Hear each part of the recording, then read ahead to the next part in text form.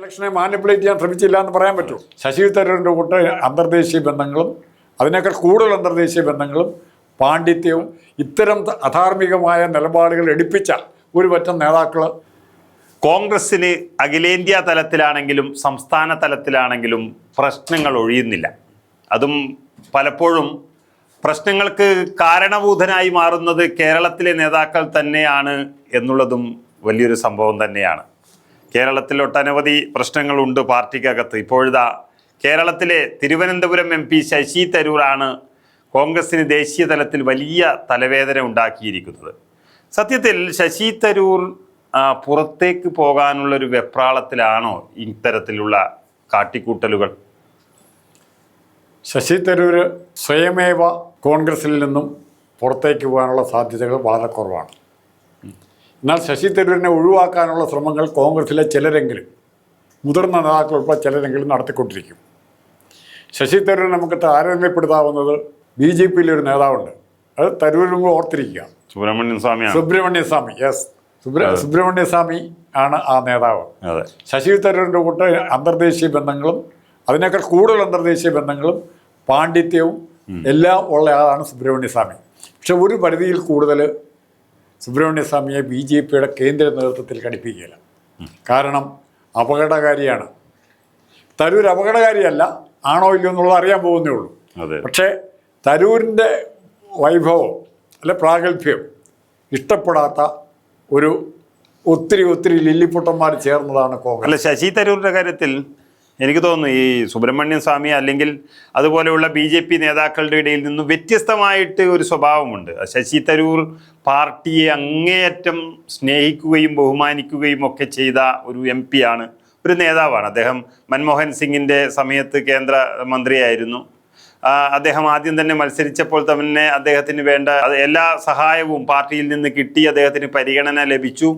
മന്ത്രിയായി, കേന്ദ്രമന്ത്രിയായി, MP ആയി, എല്ലാം ആയി. പക്ഷേ എനിക്ക് തോന്നുന്നു ഈ അടുത്ത കാലത്ത് അദ്ദേഹം AICC അധ്യക്ഷ സ്ഥാനത്തേക്ക് മത്സരിച്ചതിന് ശേഷമാണ് ശരിക്കും ശശി തരൂറിന് പാർട്ടിയിൽ നിന്നും വലിയൊരു എതിർപ്പ്, അല്ലെ പാർട്ടിയിൽ നിന്നല്ല അദ്ദേഹത്തിന് തന്നെ സൈഡാക്കുന്നുണ്ടോ എന്നുള്ളൊരു സംശയം തോന്നി തുടങ്ങിയതെന്ന് തോന്നുന്നു. അതിനൊരു തരൂരിൻ്റെ ഭാഗത്ത് അത്തരം കാര്യങ്ങൾ പറയാൻ, ന്യായീകരണങ്ങൾ പറയാൻ, അല്ലെ സംശയിക്കാനുള്ള ന്യായീകരണങ്ങളുണ്ട്. ഇന്ന് നമ്മൾ രാഹുൽ ഗാന്ധിയുടെ പ്രധാന നിലപാട് ഇലക്ഷൻ കമ്മീഷൻ നടത്തുന്ന തെരഞ്ഞെടുപ്പുകൾ സുതാര്യമല്ല, തനിക്ക് ആ ഡിജിറ്റൽ വോട്ടേഴ്സ് ലിസ്റ്റ് നൽകണം എന്ന് പറഞ്ഞപ്പോൾ ഇലക്ഷൻ കമ്മീഷനെ തരികയില്ലെന്നാണ് പറഞ്ഞത്. ഇതേ അവസ്ഥ തന്നെ കോൺഗ്രസിൻ്റെ സംഘടനാ ഇലക്ഷൻ ആണെങ്കിൽ പോലും തരൂരിൻ്റെ കാര്യത്തിൽ ഉണ്ടായില്ലേ? എനിക്ക് വോട്ടേഴ്സ് ലിസ്റ്റ് പോലും, ഉത്തർപ്രദേശിലെ വോട്ടേഴ്സ് ലിസ്റ്റ് പോലും അവസാന നിമിഷം കൊടുക്കുന്നത്. ആ ഇലക്ഷനെ മാനിപ്പുലേറ്റ് ചെയ്യാൻ ശ്രമിച്ചില്ല എന്ന് പറയാൻ പറ്റുമോ? അപ്പോൾ അതിനെയൊക്കെ എതിർത്ത അതിനുവേണ്ടി കൂട്ടുനിന്ന സോണിയാഗാന്ധിയും രാഹുൽ ഗാന്ധിയെ കൊണ്ട് ഇത്തരം അധാർമികമായ നിലപാടുകൾ എടുപ്പിച്ച ഒരു പറ്റം നേതാക്കൾ ഇപ്പോഴും കോൺഗ്രസിലുണ്ട്. കടക്കഴന്മാരെ പോലെ ഇരിക്കുകയാണ്. അവർക്ക് സ്വന്തമായിട്ട് പാർട്ടിയെ മുമ്പോട്ട് പോകാൻ പറ്റില്ല. ഇവിടെ തന്നെ കേരളത്തിൽ തന്നെ നോക്ക്, ബംഗാളി കോൺഗ്രസ് ഇല്ല, അവരാണ് ഇവിടെ കേരളത്തിലെ ഡയറക്ഷൻ നടക്കാൻ വരുന്നത്. എന്തു ആയിക്കോട്ടെ, ദീപാദാസ് മുൻഷി അവരുടെ ഭർത്താവ് ഭയങ്കരനായിരുന്നു. അതുപോലെ മാർക്സിസ്റ്റ് പാർട്ടിയുടെ മമതയേക്കാൾ കൂടുതൽ സ്ട്രോങ് ആയിട്ട് ചേർത്ത് തന്നെയാണ്. പക്ഷേ ഇവിടെ കാണുന്നത് അവരാണ് ഇവിടുത്തെ. അല്ല, ശശി തരൂരിൻ്റെ യഥാർത്ഥ പ്രശ്നം അദ്ദേഹം പാർട്ടിക്ക് വിധേയനായി ഒരുപാട് പ്രവർത്തിച്ചു. പക്ഷേ ഒരു ജനാധിപത്യ പാർട്ടിയിൽ അല്ലെങ്കിൽ ജനാധിപത്യ രാജ്യത്ത് ഏറ്റവും വലിയ ഉത്സവം എന്ന് പറയുന്നത് വോട്ടെടുപ്പ് തന്നെയാണ്. അങ്ങനെയുള്ള വോട്ടെടുപ്പിൽ അദ്ദേഹം പങ്കെടുത്ത് അദ്ദേഹം വിജയിക്കുകയോ തോൽക്കുകയോ അത് ഒക്കെ ഇതിൻ്റെ ഭാഗമാണ്. അങ്ങനെ ഒരു മത്സരിച്ച ഒരാളെ ഒരു വൈരാഗ്യ ബുദ്ധിയോടുകൂടി കണ്ടത് അത് മല്ലികാർജുൻ ഖർഗെയാണ്, ഗാന്ധി കുടുംബത്തിൻ്റെ അല്ലെങ്കിൽ നെഹ്റു കുടുംബത്തിൻ്റെ സ്ഥാനാർത്ഥി. അവർ പറയുന്ന ആ സ്ഥാനാർത്ഥിക്കെതിരെ മത്സരിച്ചാൽ അത് എന്തോ BJP നേതാവിനെ അല്ലെങ്കിൽ CPM നേതാവിനെയൊക്കെ എതിരാളികളെയൊക്കെ കാണുന്ന തരത്തിൽ പലരും കണ്ടു. അന്നു മുതൽ പലവർക്കും ഈ ശശി തരൂർ അനഭിമതനായി മാറി. അങ്ങനെ പാർട്ടിയിൽ ഒരു ജനാധിപത്യ സംവിധാനത്തിൽ മത്സരിച്ചു എന്നുള്ളത് കൊണ്ട് ഒരാളെ ഇങ്ങനെ തഴഞ്ഞതാണോ ഇപ്പോൾ ശശി തരൂർ ഡബിൾ സ്ട്രോങ് ആയി തിരിച്ചടിക്കുന്നത് എന്ന് കാണേണ്ടി വരും. പിന്നെ ഇവർ വ്യക്തമായിട്ട് പറയണം, കോൺഗ്രസിൻ്റെ ഏത് നയത്തെയാണ് ശശി തരൂർ തള്ളിപ്പറഞ്ഞിരിക്കുന്നത്. മോഡിയെ എതിർക്കുക എന്ന് പറഞ്ഞാൽ മോഡി എന്നുള്ള വ്യക്തിയെ എതിർക്കുകയല്ല. തരൂർ അടുത്ത നാളിൽ തിരുവനന്തപുരത്തെ ഒരു പ്രമുഖ പത്രപ്രവർത്തനോട് പബ്ലിഷ് ചെയ്തെന്ന് പറഞ്ഞാന്നാണ് പറയുന്നതിന് കുഴപ്പമില്ല. അത് പറഞ്ഞൊരു കാര്യമുണ്ട്. ഇപ്പോൾ ആർട്ടിക്കിൾ 370 അത് കോൺഗ്രസ് പഠിച്ചിട്ടുണ്ടോ? ജനങ്ങളോട് പറയണം. ആർട്ടിക്കിൾ 370 കാശ്മീരിൽ ഉണ്ടായിരുന്നത് കൊണ്ട്, ഇത്രയും നാൾ അവിടെ നിലനിന്നിരുന്നുകൊണ്ട് കാശ്മീരിലെ ജനങ്ങൾക്ക് എന്തെങ്കിലും പ്രത്യേക നേട്ടം ഉണ്ടായിട്ടുണ്ടോ? പ്രധാനപ്പെട്ട ചോദ്യത്തെ. അതുപോലെ പൗരത്വ ബില്ല്, ശശി തരൂരൊക്കെ ഒത്തിരി പേര് എന്താ പറഞ്ഞിട്ടുണ്ട്, ചുറ്റുപാടും പല ആൾക്കാർ പല സംസ്ഥാനങ്ങളിൽ നിന്നുള്ള ഏത് രാജ്യക്കാരാണെന്ന് പോലും അറിയത്തില്ലാത്തവർ ഞങ്ങളുടെ വീടിൻ്റെ ചുറ്റുവട്ടത്ത് വന്ന് താമസിക്കുന്നു. ആ വീട്ടിലെ പെൺകുട്ടികൾ വരെ, അല്ലെങ്കിൽ കോളേജിലേക്കും സ്കൂളിലേക്കും പോകുമ്പോൾ ഇവരുടെ കമൻറ്റ് സഹിക്കാൻ പറ്റാതെ വരുന്നു. ഇവർ ആരാന്നറിയാനുള്ള അവകാശം നമുക്കില്ലേ? നിങ്ങളുടെ വീടിന് സമീപത്ത് വന്ന് താമസിക്കുക. ഇതാണ് തരൂർ ചോദിക്കുന്നത്. അപ്പോൾ നമ്മൾ മോഡി അത് കൊണ്ടുവന്നു എന്നുള്ളത് കൊണ്ട് മാത്രം അതിനെ എതിർക്കേണ്ട ആവശ്യമുണ്ടോ? അതിനെക്കുറിച്ചുള്ള ചർച്ചകൾ പാർട്ടിക്ക് നടക്കുന്നുണ്ടോ? ഈ ഉൾപാർട്ടി ജനാധിപത്യം എന്ന് എല്ലാവരും പറയും. എവിടെയാണ് ഉൾപാർട്ടി ജനാധിപത്യം? ഒരു ഇന്നത്തെ നിലവിലിരിക്കുന്ന ഒരു രാഷ്ട്രീയ പാർട്ടിയിൽ അങ്ങനെ ഒരു പരിപാടിയില്ല. അതെ അതെ, നേതാവിന് അനുകൂലമായിട്ട് പറയുന്നത് മാത്രമേ ജനാധിപത്യമുള്ളൂ, അല്ലാത്തവൻ പുറത്ത്. ഇവിടെ ഹൈക്കമാൻഡ് ഈ തെരഞ്ഞെടുപ്പിൽ ഇടപെടിയില്ലെന്ന് പറഞ്ഞു. സംഘടനാ തെരഞ്ഞെടുപ്പിൽ ഹൈക്കമാൻഡിന്റെ സ്ഥാനാർത്ഥി ഇല്ല എന്ന് പറഞ്ഞു. പക്ഷേ AK ആന്റണി ഉൾപ്പെടെയുള്ള സ്ഥാനാർത്ഥികൾ ഇടപെടാൻ പോയില്ലേ? AK ആന്റണി അത് ഒന്നും ചെയ്തത് തീരെ ശരിയായിരുന്നില്ല എന്നൊരു അഭിപ്രായമാണ് എൻ്റേത്. കാരണം സ്വന്തം MP, തൻ്റെ പാർലമെന്റ് മണ്ഡലത്തിലെ MP ആയിട്ടുള്ള ഒരു വ്യക്തിയെ തോൽപ്പിക്കാൻ മല്ലികാർജുൻ ഖർഗെക്ക് പിന്തുണയ്ക്കാൻ വേണ്ടി, അതിന് ഒപ്പിടാൻ വേണ്ടി അദ്ദേഹം പോയതാണ് ദില്ലിയിലേക്ക്. ഏറ്റവും ഈ പ്രായാധിക്യം. മറുവശത്ത് ഇത് പങ്കെടുക്കുന്ന ഹൈക്കമാൻഡ് പങ്കെടുക്കില്ല, നിഷ്പക്ഷമായിട്ട് നിൽക്കുമെന്ന് പറയുകയും കൂടെ ചെയ്യുന്നേ. ഹൈക്കമാൻഡിന്റെ പാർട്ടിയാണ്. ഹൈക്കമാൻഡിന് ഒരു സ്ഥാനാർത്ഥിയും മറ്റൊരാൾ വിമതനും എന്നുള്ളൊരു പേരവിടെ വന്നു. അതൊക്കെ ശരി തന്നെയാണ്. അതിൻ്റെ കാലം കഴിഞ്ഞു. മല്ലികാർജുൻ ഖർഗെ പ്രസിഡന്റായി. ശശി തരൂരിന് പിന്നീട് അങ്ങോട്ട് അദ്ദേഹത്തെ ഒരു ഒഴിവാക്കാനും സൈഡാക്കാനും വേണ്ടി പാർട്ടിയിലെ പല നേതാക്കളും ശ്രമിച്ചുകൊണ്ടേയിരുന്നു. അതിപ്പോൾ ഏറ്റവും നല്ല സമയത്ത് അദ്ദേഹം തിരിച്ചടിക്കുകയാണ്. ഇനി ശശി തരൂർ പാർട്ടിക്ക് വേണോ എന്നുള്ളതാണ് ഇപ്പോഴത്തെ ചോദ്യം. പാർട്ടി പറഞ്ഞു വിട്ടാൽ, അല്ലെ ശശി തരൂർ കോൺഗ്രസിൽ നിന്ന് പോകണമെങ്കിൽ കോൺഗ്രസ് ശശി തരൂരിനെ പുറത്താകണം. ഇപ്പൊ കേരളത്തിൽ ഉരുണ്ടുകൂടി വരുന്ന മറ്റു ചില രാഷ്ട്രീയ സാഹചര്യങ്ങൾ, ശശി തരൂരിന് കുറച്ചുകൂടെ ശക്തമായിട്ട് അഭിപ്രായങ്ങൾ പറയാൻ പറ്റുന്ന സാഹചര്യം ഉണ്ടാകുന്നു. പല കാര്യങ്ങളിലും തരൂരിന് പറയാൻ പറ്റും. തരൂരിന്റെ ഇപ്പോൾ എന്തെല്ലാം നമ്മൾ നിശ്ചയിച്ചാലും തരൂര് തിരുവനന്തപുരത്ത് ജയിക്കുന്നത്, കോൺഗ്രസ് ജയിക്കുന്നതിനുള്ള 90 അല്ലെങ്കിൽ 75% വോട്ടും കോൺഗ്രസ് വോട്ടുകളായിരിക്കും. സ്ഥാനാർത്ഥിയായിട്ട് നിർത്തുന്നത് കോൺഗ്രസ് ആയിരിക്കും. പക്ഷേ ബാക്കി 25% തരൂരിനെ ഇഷ്ടപ്പെടുന്നതല്ല, തരൂരിനെ ബഹുമാനിക്കുന്ന, അംഗീകരിക്കുന്ന ഒരുപക്ഷം ജനങ്ങൾ തിരുവനന്തപുരത്തുണ്ട്, തിരുവനന്തപുരം ജില്ലയിലുണ്ട്. നാളെ തരൂരിനോട് ഒരു ചിറ്റമ്മ നയമാണ് കോൺഗ്രസ് സ്വീകരിക്കുക. ഇത്രയും സ്ഥാനങ്ങൾ തന്നോന്ന് പറഞ്ഞാൽ തരൂരിന് ആ സ്ഥാനങ്ങൾ നിസ്സാരമാണ്. തരൂരിന് അത് കൊടുത്തോന്ന് ചോദിക്കരുത്.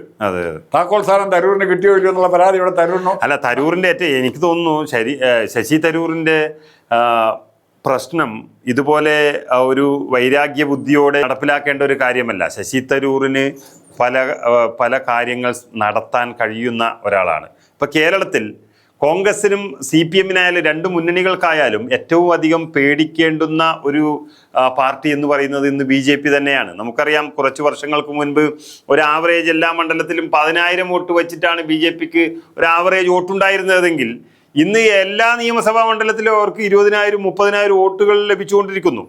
അതിനർത്ഥം BJP നന്നായി വളരുന്നുണ്ട്. അപ്പോൾ അവർക്ക് നേതാക്കന്മാരില്ല. ശശി തരൂരിനെ പോലെയുള്ള ഒരു വിശ്വപൗരൻ എന്ന് വിളിക്കുന്ന, അല്ലെങ്കിൽ കഴിവും പ്രാപ്തിയുമുള്ള ഒരു നേതാവ് കോൺഗ്രസ് വിട്ട് BJP-യിൽ പോവുകയാണെങ്കിൽ ഒരുപക്ഷെ മറ്റു സംസ്ഥാനങ്ങളിൽ നിന്നൊക്കെ വ്യത്യസ്തമായി കേരളത്തിൽ അത് വലിയൊരു ചലനമുണ്ടാക്കാൻ സാധ്യത ഏറെയാണ്. അത് നഷ്ടമല്ലേ? അപ്പോൾ കോൺഗ്രസിന് ശശി തരൂരിന്റെ പ്രശ്നങ്ങൾ പരിഹരിച്ച് മുന്നോട്ട് കൊണ്ടുപോകുന്നതായിരിക്കും ഏറ്റവും നല്ലത് എന്നൊരു അഭിപ്രായമാണ് എൻ്റേത്. അല്ലാതെ ഓർക്കുമ്പോൾ നമ്മൾ ഇവിടുത്തെ ഓർക്കണം, കേരളത്തിലെ ഒരു വിഭാഗം ജനങ്ങൾ കഴിവിനെ മാത്രം, അല്ലെ മെറിറ്റിനെ മാത്രം നോക്കി വോട്ട് ചെയ്യും. നല്ലൊരു ശതമാനം യുവാക്കൾ പ്രത്യേകിച്ച്. അപ്പോൾ അത് ഡിസിസീവ് ഫാക്ടറാണ്. ഇപ്പോൾ അതിന് ഉദാഹരണം കൊല്ലത്ത് ഇടതുപക്ഷത്തിന്റെ ശക്തി കേന്ദ്രമായ RSP വരെ എതിർഭാഗത്ത് നിൽക്കുമ്പോൾ ഇടതുപക്ഷത്തിന്റെ ശക്തി കേന്ദ്രമായ കൊല്ലത്ത് കൃഷ്ണകുമാറിനെ നിർത്തി ജയിപ്പിച്ചു. കൃഷ്ണകുമാറിന് അങ്ങനെ ജയിക്കാൻ പറ്റി കൊല്ലത്ത്. അതാണ് പ്രശ്നം. അപ്പം അങ്ങനത്തെ ഒരു പശ്ചാത്തലം, അതിനേക്കാൾ സ്ട്രോങ് പശ്ചാത്തലമാണ് തിരുവനന്തപുരത്തുള്ളത്. അവിടെ ഇതെങ്ങനെ തിരുവനന്തപുരത്തിന് 14ഓളം അസംബ്ലി സീറ്റുകളുണ്ട്. അവിടെ നഷ്ടപ്പെടുത്താൻ തയ്യാറാകുമോ? വ്യക്തിപരമായ പരിഗണന വെച്ച്, എൻ്റെ ഇഷ്ടാനിഷ്ടങ്ങൾ വെച്ച് കോൺഗ്രസിന്റെ സ്ഥാനാർത്ഥി ഇന്നതായിരിക്കണം, കോൺഗ്രസിന്റെ നേതാവ് ഇന്നതായിരിക്കണം എന്ന് തീരുമാനിക്കാൻ പോകുന്ന ലില്ലിപ്പൊട്ടന്മാർ വരുമ്പോഴാണ് ഈ പ്രശ്നങ്ങളുണ്ട്. അല്ല, ഞാൻ പറയുന്നത് ഈ ശശി തരൂരിന്റെ വിഷയം ഇപ്പോൾ കുറേ കാലങ്ങളായി കുറേ നേതാക്കന്മാർ കോൺഗ്രസിൽ നിന്ന് മരം കൊഴിഞ്ഞു. ഗുലാം നബി ആസാദ് പ്രമുഖനായിരുന്നു, അതുപോലെ കപിൽ സിബൽ, ജ്യോതിരാദിത്യ സിന്ധ്യ, അതുപോലെയുള്ള ഒട്ടനവധി നേതാക്കൾ രാഹുൽ ഗാന്ധി വന്നതിന് ശേഷം തന്നെ വിട്ടുപിരിഞ്ഞു. അതൊക്കെ ചിലപ്പോൾ അത്രയധികം ബാധിച്ചിരുന്നു, പക്ഷെ അത്രയധികം പറയത്തക്ക രീതിയിൽ ബാധിച്ച് മധ്യപ്രദേശിലൊക്കെ സിന്ധ്യയുടെ പോക്ക് വലിയ രീതിയിൽ കോൺഗ്രസിനെ ബാധിച്ചു. അതേ തരത്തിലായിരിക്കും ഒരു പക്ഷേ കേരളത്തിൽ ശശി തരൂർ BJPയിലേക്ക് പോയാൽ ഉണ്ടാകുക എന്നുള്ളത് ഉറപ്പാണ്.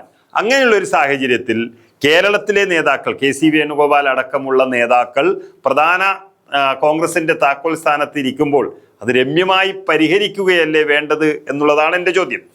ഇവിടെ തന്നെ നമ്മൾ ഓർത്താൽ ഇവിടെ നിലമ്പൂർ എന്താ സംഭവിച്ചേ? കോൺഗ്രസിന് ഇവിടെ ഒറ്റയ്ക്ക് ജയിക്കാൻ പവർ ഉണ്ടായിരുന്നോ? അൻവർ ഇടതുപക്ഷത്തിൻ്റെ കൂടെ നിന്ന് ഈ വോട്ടെല്ലാം ഇടതുപക്ഷത്തേക്ക് കൊണ്ടുപോയിരുന്നെങ്കിൽ കോൺഗ്രസ് ജയിക്കുമായിരുന്നോ? കോൺഗ്രസ് ജയിച്ചു എന്ന് പറയുമ്പോൾ അങ്ങനെ ഒരു വലിയ പ്രശ്നമുണ്ട്. അൻവറിൻ്റെ ഒരു താങ്ങ് കിട്ടി, താഴെ വീഴാൻ തുടങ്ങിയ കോൺഗ്രസിനെ താങ്ങി പിടിച്ചെടുത്ത അൻവറാണ്. ആ കൈ നമ്മൾ തട്ടിക്കോ മാറ്റിക്കോ, അത് നമുക്ക് നന്ദിയോടോ കാണിക്കാം, അത് നമ്മുടെ സ്വഭാവത്തിൽ ചെയ്യാം. അൻവർ എന്തെല്ലാം പറഞ്ഞാലും ഈ ഇഷ്യൂ ഉണ്ടാക്കുന്നതിൽ, തെരഞ്ഞെടുപ്പിൽ ഇഷ്യൂസ് ഉണ്ടാക്കി തരുന്നതിൽ അവിടെ രാജിവെച്ചൊരു വേക്കൻസി ഉണ്ടാക്കി തന്നു. അതെ.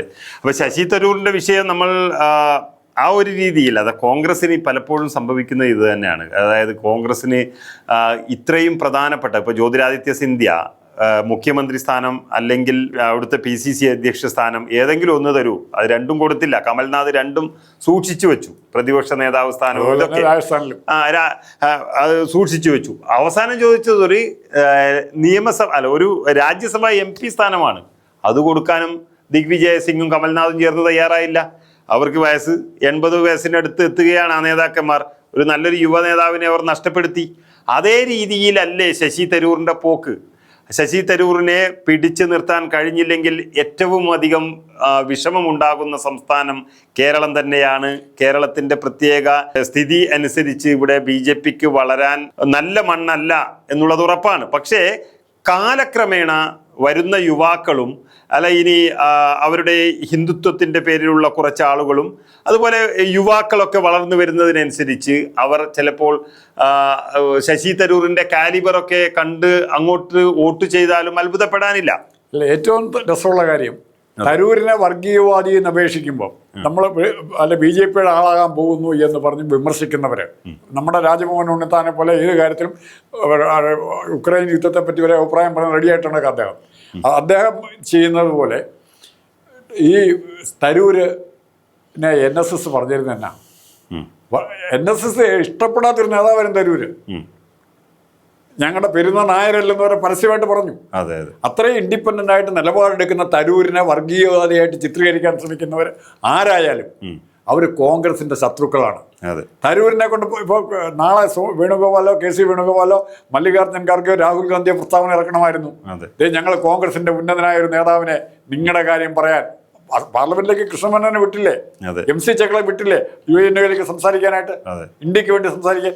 അതുപോലെ തരൂരിനെ കേന്ദ്ര ഗവൺമെന്റിന് വേണ്ടി, ഇന്ത്യ ഗവൺമെന്റിന് വേണ്ടി സംസാരിക്കാനാണ് തരൂരിന്റെ സേവനം ഞങ്ങൾ വിട്ടു തന്നിരിക്കുന്നു എന്ന് പറഞ്ഞില്ലെങ്കിൽ മോഡി വീട്ടിലാകുമായിരുന്നു. പിന്നീട് അവരെ വോയിസ് ഇല്ല. മോദിക്ക് കോൺഗ്രസിന്റെ ഔദാര്യം കൊണ്ട് ഈ ലോകം കീഴടക്കിയ ഒരു MP-യെ വിട്ടുതന്നു എന്ന് പറയാനേ കഴിയുള്ളൂ. അവസരം നഷ്ടപ്പെടുത്തിയത് പിണ്ണാക്കമായിട്ട് നടക്കുകയാണ്. തരൂരിനെ ഉപയോഗിച്ച് തന്നെ മോഡിയെ അടിക്കാമായിരുന്നു. ഞാൻ മനസ്സിലാക്കുന്നത് കുറെ വർഷങ്ങളായി, അതായത് നരേന്ദ്രമോദി അധികാരത്തിൽ വരുന്ന സമയം മുതൽ തന്നെ ശശി തരൂർ പാർലമെന്റിലുണ്ട്.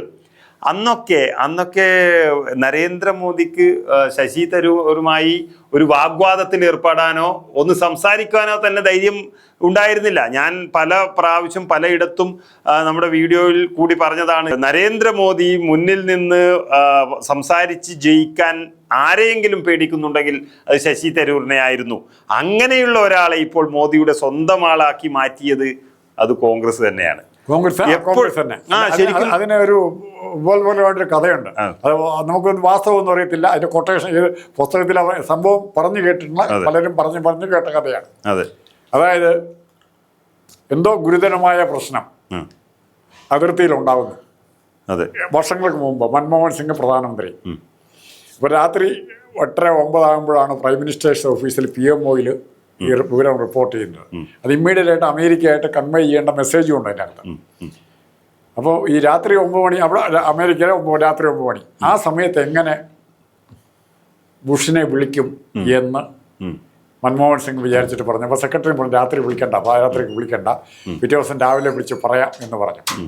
പിറ്റേ ദിവസം രാവിലെ അവിടുത്തെ രാവിലെ 9 മണിയായപ്പം ഇവിടുന്ന് മൻമോഹൻ സിംഗ് PMOയിൽ നിന്നും വിളിച്ച് പറയുന്നത് ഇങ്ങനെ ഒരു വളരെ ഗുരുതരമായ സിറ്റുവേഷൻ ഉണ്ടായിട്ടുണ്ട്, നിങ്ങളുടെ ഗൈഡൻസ് വേണം എന്ന് പറയുമ്പോൾ ഞാൻ already I knew it through Shashi പറഞ്ഞറിഞ്ഞു എന്നാണ് പറയുന്നത്. ശശി തരൂർ ഇന്നലെ രാത്രി തന്നെ എന്നെ വിളിച്ച് പറഞ്ഞു. അപ്പൊ ഏത് പാതിരാത്രിയിലും വിളിക്കാൻ ശശി തരൂരിന് സ്വാതന്ത്ര്യം ഉണ്ടായിരുന്നു. അതെ അതെ അതെ അങ്ങനെ ആ ചുരുക്ക്, അതെ അതെ അല്പത്വത്തിന്റെ ചുരുക്ക്, അപകർഷതാബോധത്തിന്റെ ചുരുക്ക് പല നേതാക്കന്മാർക്കും. ശശി തരൂരിനെ അറിയാതെ പോയതാണ് പല കോൺഗ്രസ് നേതാക്കളുടെയും വലിയ അബദ്ധത്തിലേക്കുള്ള പോക്ക് എന്നാണ് ഇതിൽ നമുക്ക് മനസ്സിലാവുന്നത്.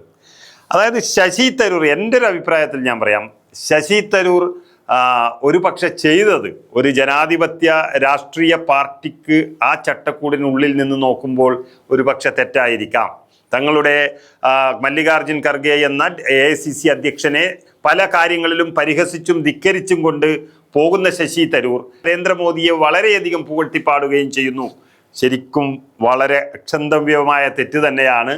അങ്ങനെ ഒരിക്കലും സ്വന്തം പാർട്ടിയുടെ അധ്യക്ഷനെ ശരിക്ക് അസഭ്യം പറയുകയും മറ്റുള്ള കേന്ദ്രം ഭരിക്കുന്ന BJPയുടെ പ്രധാനമന്ത്രിയെ പുകഴ്ത്തിപ്പാടുകയും ചെയ്യുന്നത് തെറ്റ് തന്നെയാണ്.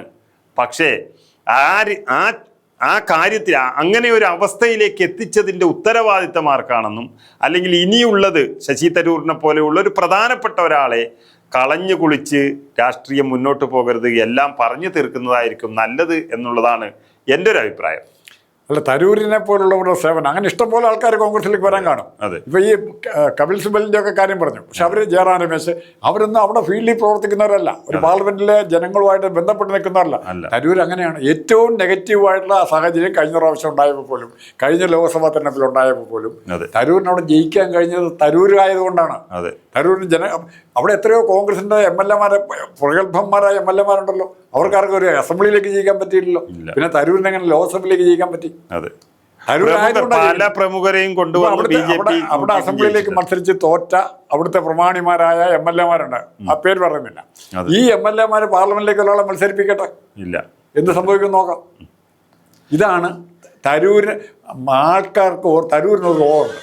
തരൂരിന് എൻ്റെ കൂടെ മുദ്രാവാക്യം വിളിക്കാൻ വരണം, എനിക്ക് എൻ്റെ പ്ലാക്കാർഡ് പൊക്കി പിടിച്ചുകൊണ്ട് നടക്കണം എന്ന് തരൂരിനെ പറ്റി ഒരു നേതാവ് വിചാരിച്ചാൽ, ഏതെങ്കിലും ഹൈക്കമാൻഡ് നേതാവ് വിചാരിച്ചാൽ, അയാൾ ഏറ്റവും വലിയ മണ്ടന. ഏതായാലും തരൂർ എന്നല്ല ആരായാലും ഒരു രാഷ്ട്രീയ പാർട്ടിയുടെ വിജയത്തിന് ഏറ്റവും അത്യാവശ്യം എന്ന് പറയുന്നത് അച്ചടക്കം തന്നെയാണ്. അച്ചടക്കം ലംഘിക്കുന്നത് ഒരിക്കലും ശരിയുമല്ല. പക്ഷേ ശശി തരൂരിനെ പോലെയുള്ള ഒരാൾ ഞാൻ എന്ത് തെറ്റ് ചെയ്തു എന്ന് തുറന്നു പറയാനും അത് മനസ്സിലാക്കി അതിനെ തിരുത്താനും തയ്യാറാകുന്നൊരു ബുദ്ധിയും കാര്യശേഷിയും ഒക്കെയുള്ള ശശി തരൂർ അത് തിരുത്തും എന്ന് തന്നെയാണ് രാഷ്ട്രീയം അറിയുന്നവർ എല്ലാവരും വിശ്വസിക്കുന്നത്. പക്ഷേ അത് തിരുത്തിക്കേണ്ടതും നല്ല വഴിക്ക്, നേരായ വഴിക്ക് നടത്തി കോൺഗ്രസ് പാർട്ടിയെ രക്ഷിക്കേണ്ടതും നേതൃത്വം തന്നെയാണ്.